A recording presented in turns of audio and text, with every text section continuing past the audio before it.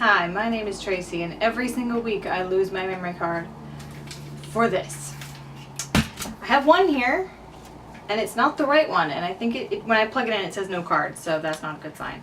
I'm going to try to reformat it and get back to this.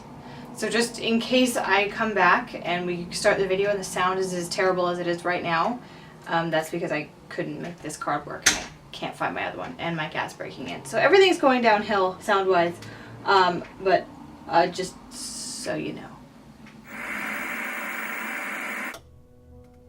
So I formatted the card and it still isn't working. So this week I'm going to actually buy a bulk pack maybe of cards, or just, I don't know. Every week I lose them, and I have two now because I'm used to working with my Canon Vixia camcorder, which has built-in memory, so I'm not used to working with memory cards.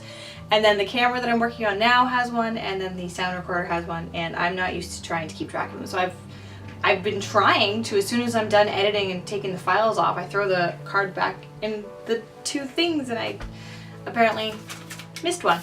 So we are using camera audio, and I'm sorry about that, but I'm also going to try to keep it actually relatively short this week, because last week I basically did a sermon for you, and I'm sorry about that. There are some topics that are just a lot easier to expound on and talk about, and even if I have one page of notes to talk about, I end up talking about a lot more because it's interesting and it's hard to just really briefly explain things. So I hope you guys don't mind too much, but the fact is I'm not gonna intentionally go really short on things just to save time. You can pause and come back at any time, or just watch half, whatever. But today I'm actually going to make an effort to not talk much because I only have this many notes today. So that works because, again, my audio is not working. So hi, happy Easter. It was last week and now it's this week, and Easter is officially over.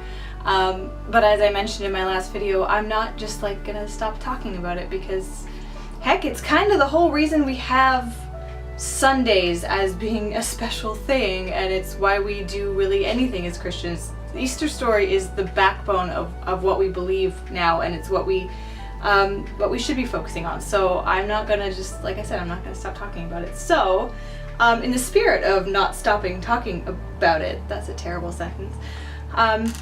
Here's a question. Did anyone last week listen to the sermon that I recommended and that I linked in the description? Kind of curious. I did. I'm a good, obedient person, and I listened to myself and I listened to the sermon. Again, I've heard it probably 4 or 5 times. There were times where I was saying things along with the pastor because I've heard it so many times, but there are so many other things in it that hearing it so many times, I start to actually remember them, and new things jump out at me, and it's really interesting how that happens. But if anyone else did listen, they know maybe a little bit of what I'm going to talk about. I mentioned that the sermon last week that I linked to was about the insults that people were saying to Jesus, things that in and of themselves they were presenting as lies and were actually true. But this is one, I'm going to talk about one of the insults today that actually wasn't true. Sort of half true, actually, and Greg, the pastor, did touch on this one, and it hit me, and I wanted to talk about it more here. So what I'm going to talk about is he saved others, but he can't save himself, or he's unable to save himself, or however it was properly said in that time. Essentially what they were saying is, this guy who's now dying claimed that he could do anything. We saw him do miracles, but now he can't do anything. So yeah, you could save others and you can't save yourself. What kind of a God are you? Right? What kind of a king are you? That's basically what they were saying. But you take a step back and you think, he saved others, but he can't save himself. Okay, so actually what they're saying is that he did save others. They're acknowledging that he had the power to heal people, to bring people back from the dead. I mean, they understood that he had some power. They were willing to give him that much, that yes, you helped people, you saved people, but you can't save yourself. It just seems kind of funny to me that if you're going to insult someone, you don't usually start with a fact about them that would almost dismiss what you're about to say. And if you're going to say to someone, Yeah, okay, you could do that once, but you can't do it again. You're insinuating that they had the power once, so they very well might have the power again, sort of thing. I'm not sure if that makes sense. This is just, this isn't in my notes, so I'm just kind of going off the cuff. It just seems really strange to me, and I'm curious who said this, like just people passing by, someone who had seen Jesus heal someone, or knew the stories, or knew someone who had been healed. Like, there was definitely an acknowledgement that the man who was dying now had power over demons and sicknesses and even death, and he's dying. It must have been very strange to them, because probably if someone had believed in him, they would have believed he couldn't die, because they would have thought, this man has power over death, he can't die. I'm just curious what kind of a person would say this. I mean, I don't think it's acknowledged, or I don't think it's written who said it. You know, sometimes they say the people passing by, or the soldiers, or the chief priest. I can't remember who said it. I think it was just someone passing by who maybe recognized Jesus somehow. I don't really know how, because it says that he was like bruised, and basically that he was like wounded beyond recognition. So maybe just the sign above his head, this is Jesus, King of the Jews. Somehow they recognized him, and they thought, that's the guy who healed people, who brought Lazarus back from the dead. What's he doing on a cross? Why is he dying? Well, that must mean that whatever power he had, he doesn't have anymore. He's unable to save himself. I mean, what kind of a man is that? Like, what kind of a man would spend all of his power on other people, and then when he needed it most, he didn't have anything left? I mean, what kind of a king is that? Yeah, you saved others, but you can't save yourself? Yeah, that's great. You kind of almost can understand what they're saying, that if they at some level believed that he had ultimate power, seeing him on a cross would have been a shock, and it would have been like, oh, so you're just another liar, you're another person who we put our trust in for no reason. I don't know what the person walking by, what the people walking by thought, but whoever said that revealed something that is the foundation of our faith. It's the foundation of salvation. It is that he didn't save himself. He could have. Like, they said you saved others, but you can't save yourself. He did save others, and he could have saved himself. He should have, logically. I mean, if I was in that position and I had the power to get off the cross and be perfectly made well and not have to deal with that excruciating pain anymore, I would. And yet Jesus, who had ultimate universal power, who could have had angels take him down and heal him and bring him to heaven, he didn't. And he should have. He could have, but he didn't. And you have to ask yourself, okay, why? Because even as Christians, you have to sometimes just take a step back and think, okay, he could have, so why didn't he? It was a matter of, he didn't save himself so that he could save us, so that he could save others. You know, you could turn it around and say you can't save yourself because you're saving others. In that way, that's far more truthful than what the person walking by said, because he could have saved himself and he refused to. He didn't. And that blows my mind that he didn't. What I have written here is, the mockers were acknowledging that Jesus had saved other people, not just one, but many. They were aware that he had healed the sick and raised the dead, and they were well aware of the power that Jesus had over death and sickness and demons.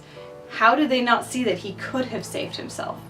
What they didn't see, and even what the disciples themselves didn't see, was that he saved others eternally from sin because he didn't save himself. I think we all know why Jesus died. We know, but we don't think about the fact that the hours that Jesus spent on the cross, the temptation was there to get off. I mean, you can think about it, that the people walking by were tempting him, like with Satan's words. What Satan would have said, if Satan had been there physically, saying something, shouting something at Jesus, it would have been, save yourself. You can do this. I know you have the power, so do it. Prove me wrong. You saved others, you can't save yourself? Prove me wrong, right? If you're the king, come off the cross. For however long he was there, when the temptation was not even just in front of him, but in his mind, you can just imagine, again, if you had ultimate power and you could take yourself out of a bad situation, that is there, that thought is there the entire time you're going through something. You know you can do it. And then people around you start shouting it. If you are who you say you are, do what you can do. Show your power. And to not do that, like, do you understand the restraint that Jesus must have been holding on himself just to not relieve the pain, at least in some way? I mean, he did not do anything to make that day easier. Nothing. He didn't accept the wine to make the pain a little bit easier. He didn't get off the cross. He didn't do anything. He endured everything to the fullest, against all odds, against even his own logic that must have been screaming in his head to just make it end, and he didn't. He fought everything. He fought himself, his human desires to make the pain end. He fought against however many people were walking by throwing these insults at him that were so wrong, because he could have done everything that they said. He could have come off the cross. He could have proven himself as king if that's what they wanted, but he wouldn't have been a king. If he had gotten off the cross, this is something that Greg mentioned in the sermon that I posted,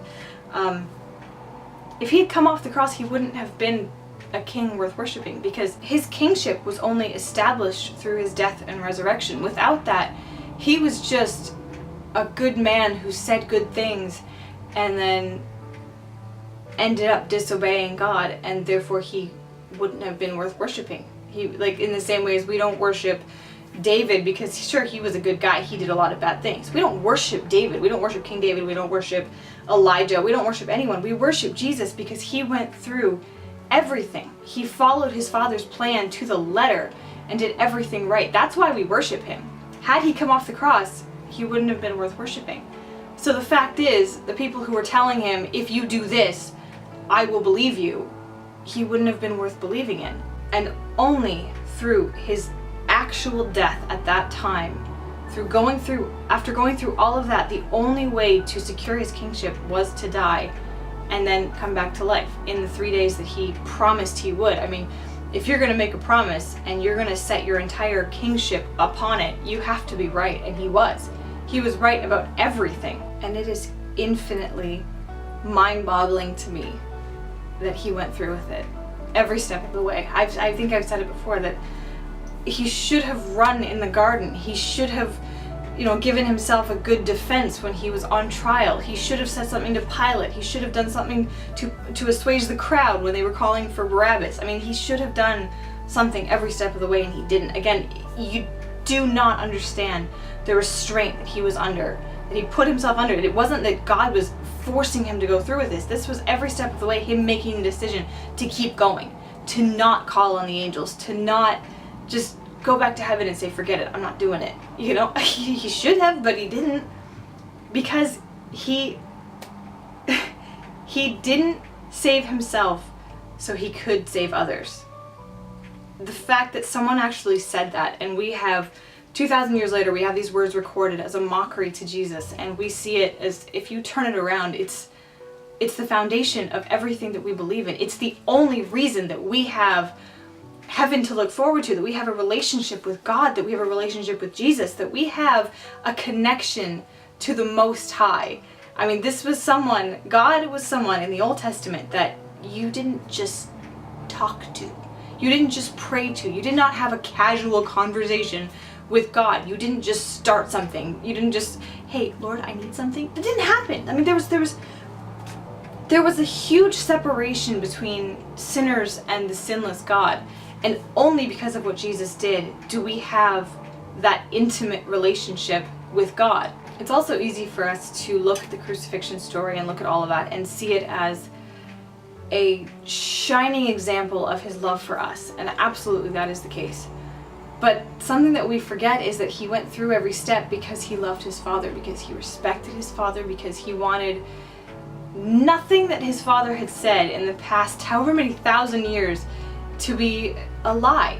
God had given so many hints of who the Messiah would be and what he would do. And had Jesus just taken one step outside of his Father's will, something would have been broken, something would have been changed and altered, and it would have made a promise that God said to be a lie. And Jesus would not let that happen, no matter what happened. Literally, I mean, everything was against him, and he still went through with it.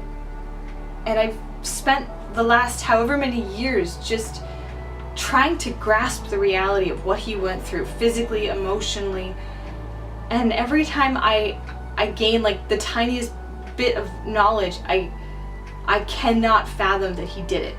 And before I get inspired for a new thought, I'm gonna stop because I really want this video to be, you know, somewhat short, which I know it won't actually be, but I'm gonna try to keep it around 15 minutes if I can. So thank you for watching, and I'll see you next week.